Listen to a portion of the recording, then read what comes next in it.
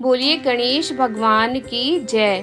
किसी भी व्रत व त्योहार की कथा सुनने से पहले हमें गणेश भगवान जी की कथा अवश्य सुननी चाहिए। प्राचीन काल में एक गांव के अंदर एक गरीब बुढ़िया रहती थी।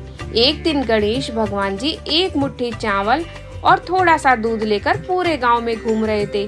कोई मेरी खीर बना दो, कोई मेरी खीर बना दो, और सभी लोग उनका मजाक उड़ा रहे थे। भला एक मुट्ठी चावल और थोड़े से दूध से खीर बनती है क्या? हमसे नहीं बन पाएगी। गणेश भगवान जी आगे की ओर बढ़े तो एक चबूतरे पे 4-5 बुढ़िया बैठी थी। सारी बुढ़ियाओं ने मना कर दिया, लेकिन एक बुढ़िया माई बोली, लाओ गणेश जी, मैं तुम्हारी खीर बना दूं। गणेश भगवान जी बोले बूढ़ी माँ से, माँ तुम्हारे घर के अंदर जो भी सबसे बड़ा बर्तन हो ना, उसी में खीर बनाना। बूढ़ी माई बोली, मेरे घर में तो कोई भी इतना बड़ा बर्तन नहीं है, और इतने थोड़े से चावल के लिए इतने बड़े बर्तन की क्या आवश्यकता। लेकिन गणेश भगवान जी बोले, नहीं अम्मा, सबसे बड़े बर्तन में ही खीर बनाना।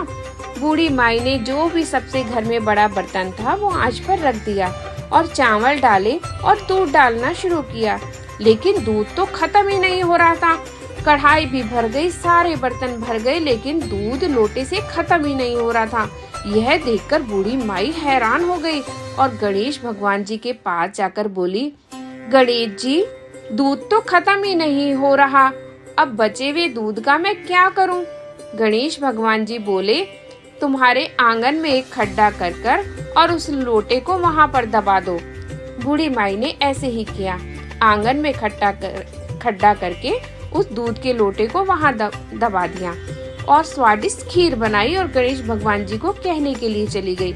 लेकिन पीछे से बूढ़ी माई की जब बहू घर में आई, उसने देखा कि इतनी स्वादिष्ट खीर, भाई उससे तो रहा नहीं गया। उसने एक कटोरी में खीर ली और गणेश जी भगवान के नाम का भोग लगाया और फट खीर जीमने बैठ गई। उधर से बूढ़ी माई गणेश भगवान जी के पास गई, गणेश जी चलो, तुम्हारी खीर तैयार हो गई है। गणेश भगवान जी बोले, अम्मा मैंने तो भोग लगा लिया, अब तुम्हें वो खीर पूरे गांव में खिला दो।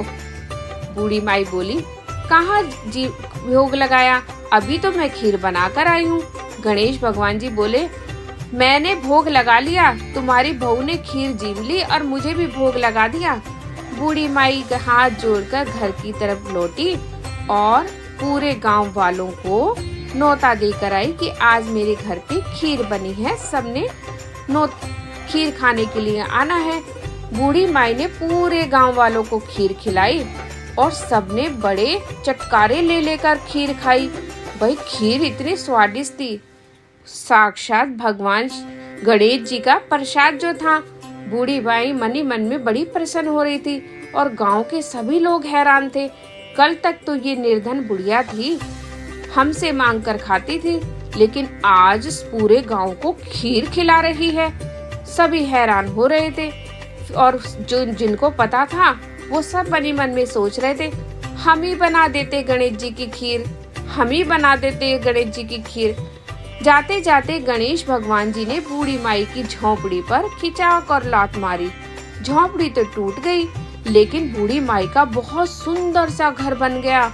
और जब बूढ़ी माई घर के अंदर गई तो घर के कोने कोने में हीरे जवाहरात मोती जगमगा रहे थे, जिसे देख बुढ़िया की आंखें खुली की खुली रह गई। धीरे धीरे यह बात नगर के राजा को पता चल गई। राजा ने अपने सैनिकों को भेजा कि जाओ पता लगाओ और उस बूढ़ी माई को यहाँ पर लेकर आओ।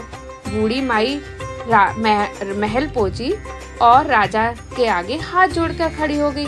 राजा ने कहा, बताओ बुढ़िया, तुम्हारे घर में इतनी धन संपत्ति कहाँ से आई? बूढ़ी माई ने हाथ जोड़ के कहा, राजन, वह धन संपत्ति तो मुझे गणेश भगवान जी ने दी है, जिनकी मैंने खीर बनाई थी, मैंने कहीं से चोरी नहीं की। राजा ने खुशी खुशी बूढ़ी माई को उसके घर पहुंचा दिया। हे गणेश भगवान जी, जैसी कृपा आपने बूढ़ी माई पर करी, वैसी ही कृपा आप हम सब पर भी करना।